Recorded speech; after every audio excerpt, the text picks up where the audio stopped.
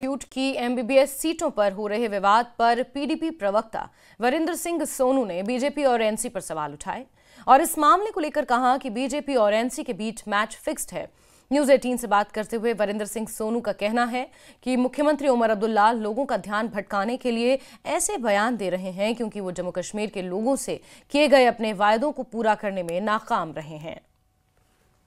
वरिंदर सिंह सोनू मेरे साथ मौजूद हैं। मुख्यमंत्री उमर अब्दुल्ला का ये बयान देना कि जो ज़मीन है माता वैष्णो देवी मेडिकल इंस्टीट्यूट की, उसका जो पैसा स्टेट गवर्नमेंट ने दिया वो वापस दिया जाए और ज़मीन जो पैसा है वापस दिया जाए।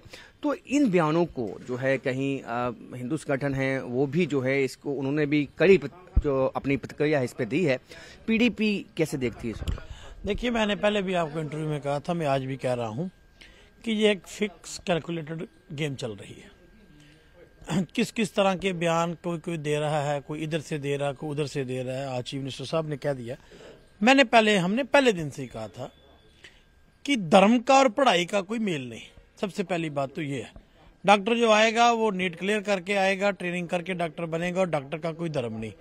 ये जो बातें हैं, अगर मैंने पहले भी कहा था, अगर किसी को कोई रिजर्वेशन कानून के तहत जो भी हो वो होना चाहिए जो कानून के तहत है, लेकिन इस मसले पर राजनीति की जा रही है, प्योर और प्योर राजनीति की जा रही है। मैं पूछना चाहता हूं नेशनल कॉन्फ्रेंस से भी और भारतीय जनता पार्टी से भी, बाकी सारे मसले आपने कर दिए, अब आप ये 44 डॉक्टरों के पीछे एक इशू बना रहे हो कि वो आ गया या ऐसे आ गया। मैंने पहले भी कहा वो प्रक्रिया देख लो, अगर धांधली हुई है तो किसने की है, करप्शन नहीं हुई तो किसने की, अगर वो दोनों चीजें नहीं, अगर वो मेरिट पर है तो फिर इशू नहीं होना चाहिए। हाँ, अगली अगर आपको कोई रिजर्वेशन है तो उसके लिए कानून खुला है, कानून पहलू है, उसके ऊपर बात करनी चाहिए।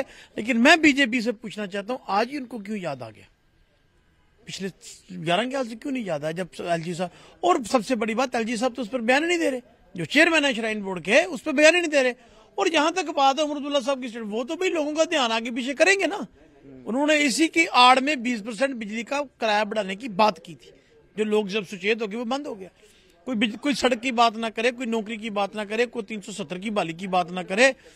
आज नेशनल कॉन्फ्रेंस का हालात ये है कि राज्यसभा में वो कह रहे हैं हमें स्टेटहुड चाहिए, तो लोगों से वोट 370 पर मांगते हैं। कोई 1 लाख नौकरी की बात कोई ना करे, कोई राशन की बात कोई ना करे, कोई और बहुत सारी जो स्कीमें उन्होंने वादे किए थे वो। आपको लगता है कि आपने कभी कहा कि ये फिक्स मैच लगता है, आपको लगता है कि टेबल टॉक करके ये जो है मसला सॉल्व हो जाता है और इसमें संवेदनहीन जो बयान है इस तरह के जिसपे बवाल मच सकता है वो नहीं देनी चाहिए? बिल्कुल नहीं देनी चाहिए। जिम्मेवार आदमी को कभी भी संवेदनशील बयान नहीं देना चाहिए, मेरा अपना मानना है।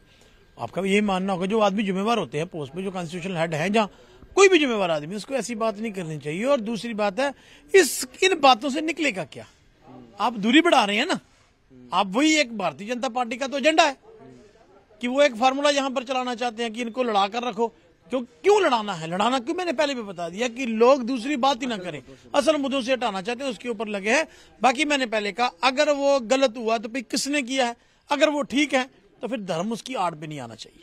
बहुत बड़ी बात जो है कही है पीडीपी ने कि एक फिक्स मैच लगता है बीजेपी और एनसी में, क्योंकि असल मुद्दों से ध्यान भटकाना ही इसकी एक मंशा इनको लगती है। कैमरामैन साहिब भट्ट के साथ राजन।